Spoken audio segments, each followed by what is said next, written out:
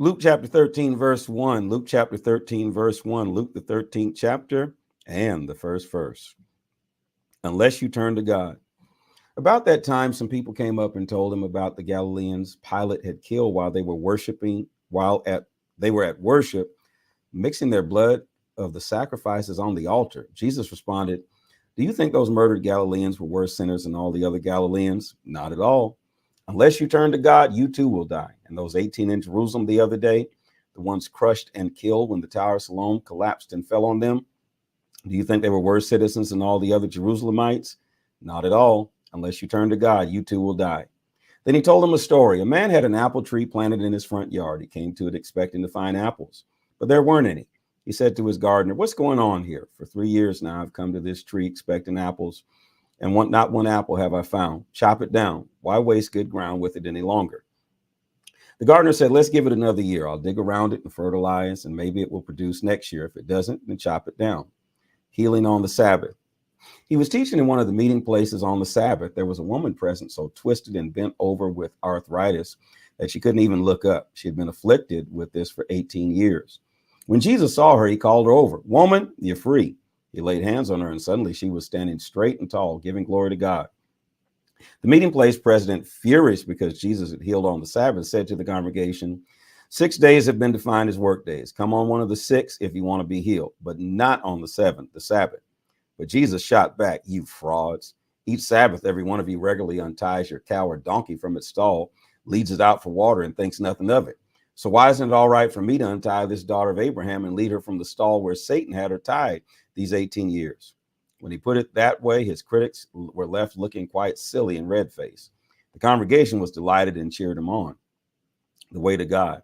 Then he said, "How can I picture God's kingdom for you? What kind of story can I use? It's like an acorn that a man plants in his front yard. It grows into a huge oak tree with thick branches, and eagles build nests in it." He tried again.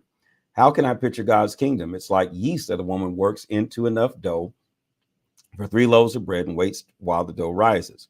He went on teaching from town to village, village to town, but keeping on a steady course toward Jerusalem. A bystander said, "Master, will only a few be saved?" He said, "Whether few or many is none of your business. Put your mind on your life with God. The way to life to God is vigorous and requires your total attention. A lot of you are going to assume that you'll sit down to God's salvation banquet just because you've been hanging around the neighborhood all your lives. Well, one day you're going to be banging on the door, wanting to get in, but you'll find the door locked and the master saying, 'Sorry, you're not on my guest list.' You'll protest, 'But we've known you all our lives,' only to be interrupted with this abrupt, 'Your kind of knowing can hardly be called knowing. You don't know the first thing about me.' That's when you'll find yourselves out in the cold, strangers to grace. You watch Abraham, Isaac, Jacob, and all the prophets march into God's kingdom. You watch outsiders stream in from east, west, north, and south, sit down at the table of God's kingdom, and all the time you'll be outside looking in and wondering what happened. This is the great reversal. The last in line put at the head of the line, and the so-called first ending up last." Just then, some of the Pharisees came up and said, "Run for your life. Herod's got your number. He's out to kill you." Jesus said, "Tell that fox that I have no time for him right now. Today and tomorrow, I'm busy clearing out the demons and healing the sick. The third day, I'm wrapping things up. Besides, it's not proper for a prophet to come to a bad end outside Jerusalem. Jerusalem, Jerusalem, killer of prophets, abuser of the messengers of God. How often I've longed to gather your children like a hen, her brood safe under her wings, but you refused and turned away. Now it's too late. You won't see me again until the day you say, blessed is he who comes in the name of God." Luke 14. One time when Jesus went for a Sabbath meal with one of the top leaders of the Pharisees, all the guests had their eyes on him, watching his every move. Right before him, there was a man hugely swollen in his joints. So Jesus asked the religious scholars and Pharisees present, "Is it permitted to heal on the Sabbath? Yes or no?" They were silent. So he took the man, healed him, and sent him on his way. Then he said, "Is there anyone here who, if a child or animal fell down a well, wouldn't rush to pull him out immediately?" Not asking whether or not it was the Sabbath. They were stumped. There was nothing they could say to that. Invite the misfits. He went on to tell the story to the guests around the table, noticing how each had tried to elbow into the place of honor. He said, when someone invites you to a dinner, don't take the place of honor. Somebody more important than you might have been invited by the host. Then he'll come and call out in front of everybody, "You're in the wrong place. The place of honor belongs to this man." Embarrassed, you'll have to make your way to the very last table, the only place left. When you're invited to a dinner, go and sit at the last place. Then when the host comes, he may very well say, friend, come up to the front. That will give the dinner guest something to talk about. What I'm saying is if you walk around all high and mighty, you're going to end up flat on your face. But if you're content to be simply yourself, you will become more than yourself. Then he turned to the host. The next time you put on a dinner, don't just invite your friends and family and rich neighbors, the kind of people who will return the favor. Invite some people who never get invited out, the misfits from the wrong side of the tracks.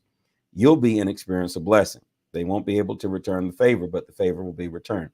Oh, how it will be returned at the resurrection of God's people. The story of the dinner party. That triggered a response from one of the guests. How fortunate the ones who get to eat dinner in God's kingdom. Jesus followed up, yes. For there was once a man who threw a great dinner party and invited many. When it was time for the dinner, he sent out his servant to the invited guests, saying, come in, the food's on the table.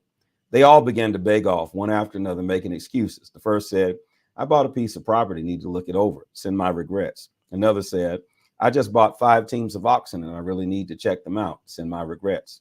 And yet another said, I just got married and need to get home to my wife.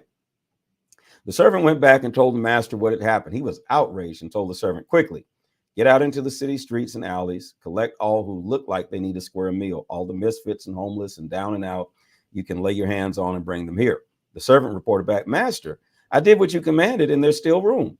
The master said, then go to the country roads, whoever you find, drag them in.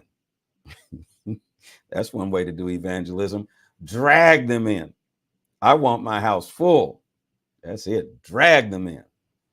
Let me tell you, not one of those originally invited going to get so much as a bite at my dinner party. Not one of those originally invited is going to get so much as a bite at my dinner party. Figure the cost. One day when large groups of people were walking along with him, Jesus turned and told them, anyone who comes to me but refuses to go, to let go of father, mother, spouse, children, brothers, sisters, yes, even one's own self, can't be my disciple. Anyone who won't shoulder his own cross and follow behind me can't be my disciple. Is there anyone here who, planning to build a new house, doesn't first sit down and figure the cost so you'll know if you can complete it? If you only get the foundation laid and then run out of money, you're going to look pretty foolish. Everyone passing by will poke fun at you. He started something he couldn't finish. Can you imagine a king going into battle against another king without first deciding whether it is possible with his 10,000 troops to face the 20,000 troops of the other? And if he decides he can't, won't he send an emissary and work out a truce? Simply put, if you're not willing to take what is dearest to you, whether plans or people, and kiss it goodbye, you can't be my disciple. Salt is excellent, but if the salt goes flat, it's useless, good for nothing. Are you listening to this? Really listening?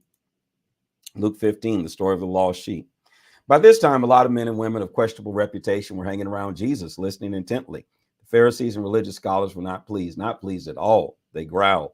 He takes in sinners and eats meals with them, treating them like old friends. Their grumbling triggered this story.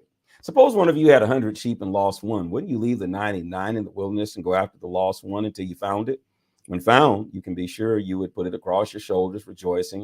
And when you got home, calling your friends and neighbors, saying, celebrate with me, I found my lost sheep. Count on it. There's more joy in heaven over one sinner's rescued life than over 99 good people in no need of rescue.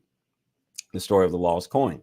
Or imagine a woman who has 10 coins and loses one. Won't she light a lamp and scour the house, looking in every nook and cranny until she finds it? And when she finds it, you can be sure she'll call her friends and neighbors. Celebrate with me. I found my lost coin. Count on it. That's the kind of party God's angels throw every time one lost soul turns to God. The story of the lost son. Then he said, there once was a man who had 2 sons. The younger said to his father, Father, I want right now what's coming to me. So the father divided the property between them. It wasn't long before the younger son packed his bags and left for a distant country. There, undisciplined and dissipated, he wasted everything he had.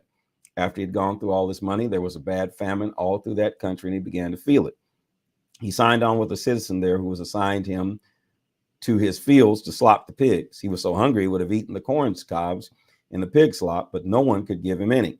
That brought him to his senses. He said, all those farm hands working for my father sit down to eat 3 meals a day, and here I am starving to death. I'm going back to my father. I'll say to him, Father, I've sinned against God. I've sinned before you. I don't deserve to be called your son. Take me on as a hired hand. He got right up and went home to his father. When he was still a long way off, his father saw him, his heart pounding. He ran out, embraced him, and kissed him. The son started his speech. Father, I've sinned against God. I've sinned before you. I don't deserve to be called your son ever again. But the father wasn't listening. He was calling to the servants, quick, bring a clean set of clothes and dress him. Put the family ring on his finger and sandals on his feet. Then get a prize-winning heifer and roast it. We're going to feast. We're going to have a wonderful time. My son is here, given up for dead and now alive, given up for lost and now found. And they begin to have a wonderful time. All this time, his older son was out in the field. When the day's work was done, he came in. As he approached the house, he heard the music and dancing. Calling over one of the houseboys, he asked, what's going on? He told him, your brother came home. Your father's ordered a feast, barbecued beef, because he has him home safe and sound. The older brother stomped off in an angry sulk and refused to join in. His father came out and tried to talk to him, but he wouldn't listen. The son said, look, how many years I've stayed here serving you, never given you one moment of grief. But have you ever thrown a party for me and my friends? Then this son of yours who's thrown away your money on whores shows up and you go all out with the feast. His father said, son, you don't understand. You're with me all the time and everything that is mine is yours. But this is a wonderful time and we had to celebrate. This brother of yours was dead and he's alive. He was lost and he's found. This is the word of the Lord. Place it in the comment section. This is the word